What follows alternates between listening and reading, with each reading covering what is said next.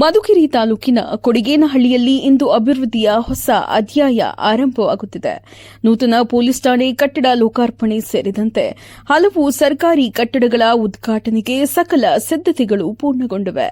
ಈ ಕುರಿತು ಮಾತನಾಡಿದ ಶಾಸಕ ಕೆಎನ್ ರಾಜಣ್ಣ, ಕೊಡಿಗೇನಹಳ್ಳಿಯನ್ನ ಹಂತ ಹಂತವಾಗಿ ಅಭಿವೃದ್ಧಿಪಡಿಸಿ ಉತ್ತಮ ವಾತಾವರಣ ನಿರ್ಮಿಸುವುದು ನಮ್ಮ ಸಂಕಲ್ಪ ಎಂದು ತಿಳಿಸಿದರು. ಕಾರ್ಯಕ್ರಮಕ್ಕೆ ಗೃಹ ಸಚಿವರು ಆಗಮಿಸುತ್ತಿರುವ ಹಿನ್ನೆಲೆಯಲ್ಲಿ ಸ್ವಚ್ಛತೆಯನ್ನ ಕಾಪಾಡಬೇಕು, ಕಾರ್ಯಕರ್ತರು ಶಿಸ್ತು ಪಾಲಿಸಬೇಕು ಹಾಗೂ ಸಾರ್ವಜನಿಕರಿಗೆ ಯಾವುದೇ ತೊಂದರೆಯಾಗದಂತೆ ನೋಡಿಕೊಳ್ಳಬೇಕು ಎಂದು ಸೂಚನೆಯನ್ನ ನೀಡಿದರು. ಅವರು ಬೆಂಗಳೂರಿಂದ 1 ಗಂಟೆಗೆ ಬಿಡ್ತಾರೆ. 1 ಗಂಟೆ ಬಿಟ್ಟರೆ ನಮಗೂ ಬರಬೇಕು ಅಂದ್ರೆ ಇಲ್ಲಿ 2 ಗಂಟೆ ಟೈಮ್ ಹಿಡಿತದೆ, 3:30 ಆಗ್ತದೆ. ಅವ್ರಿಗಾದ್ರೆ 1 ಗಂಟೆಗೆಲ್ಲ ಬಂದ್ಬಿಡ್ತಾರೆ. ಅವ್ರಿಗೆ ಟ್ರಾಫಿಕ್ ಅದು ಇದು ಎಲ್ಲ ಕ್ಲಿಯರೆನ್ಸ್ ಇರ್ತದೆ, ಬರ್ತಾರೆ. ಎಷ್ಟೊತ್ತನ ಇಲ್ಲಿ ಒಂದು ಉತ್ತಮವಾದಂತಹ ವಾತಾವರಣ ಕೊಡಗೇನಹಳ್ಳಿನಲ್ಲಿ ಆಗಬೇಕು. ಮತ್ತೊಮ್ಮೆ ಹೇಳ್ತಕ್ಕಂಥದ್ದು, ಮಧುಗಿರಿನ ಹೆಂಗೆ ಜಿಲ್ಲೆ ಮಾಡಬೇಕು ಅಂತ ಹೇಳಿ ನಮ್ಮೆಲ್ಲರ ಅಭಿಲಾಷೆ ಇದೆ. ಹಾಗೇನೆ ಕೊಡಗೇನಹಳ್ಳಿಗೂ ಕೂಡ ನಾವು ಒಂದು ತಾಲೂಕು ಕೆಲಸ ಮಾಡಬೇಕು. ಆಮೇಲೆ ನಮ್ಮ ಅಧ್ಯಕ್ಷ ಹೇಳಿದಂಗೆ ಅಲ್ಲಿ ಒಂದು ನಾಡ ಕಚೇರಿ ಇದ್ದು ದೊಡ್ಡದಾಗಿರೋ ಒಂದು ಕಟ್ಟಿಸ್ತೀವಿ. ಸುಮಾರು 55-60 ಲಕ್ಷ ರೂಪಾಯಿಗೂ ಮಂಜೂರು ಮಾಡಿಸ್ತೀನಿ. ಮಿಕ್ಸ್ಕೊಂಡು ಮಾತಾಡಿದ್ದೀನಿ, ಮಂಜೂರು ಮಾಡ್ತಾರೆ. ಅಲ್ಲಿ ಅದನ್ನು ಓವರ್ ಟ್ಯಾಂಕ್ ಎಲ್ಲ ಹಳೆಯದೇ ಕೆಲಸಕ್ಕೆ ಬರ್ತದೆ, ಅದೆಲ್ಲ ತೆಗೆದು ಎಲ್ಲ ಕಚೇರಿಗಳು ಒಂದೇ ಕಡೆ ಬರೋ ರೀತಿಯಲ್ಲಿ ಮಾಡೋಣ.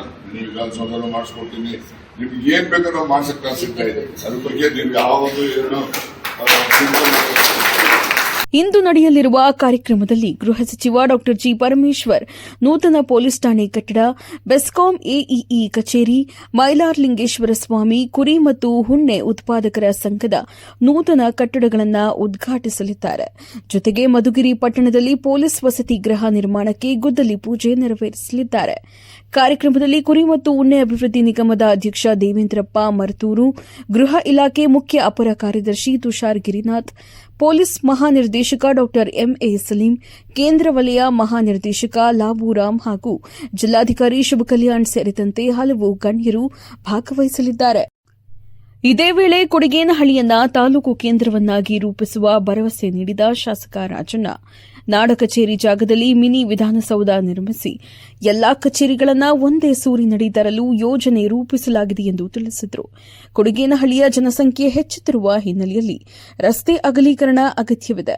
ಬೈಪಾಸ್ ರಸ್ತೆ ಅಭಿವೃದ್ಧಿಗೆ ಬಹುದಿನದ ಬೇಡಿಕೆ ಇದ್ದು, ಕೊಲ್ಲಾಪುರದಮ್ಮ ದೇವಸ್ಥಾನದಿಂದ ಶ್ರೀಕಂಠೇಶ್ವರ ದೇವಸ್ಥಾನದವರೆಗೆ ಹಾಗೂ ಅಲ್ಲಿಂದ ಗೌರರೆಡ್ಡಿ ಪಾಳ್ಯ ರಸ್ತೆಯವರೆಗೆ ಏಕಮುಖ ಸಂಚಾರ ವ್ಯವಸ್ಥೆ ಜಾರಿಗೆ ತರಲು ಪಿಡಬ್ಲ್ಯೂಡಿ ಅಧಿಕಾರಿಗಳಿಗೆ ಸೂಚಿಸಲಾಗಿದೆ ಎಂದು ತಿಳಿಸಿದರು.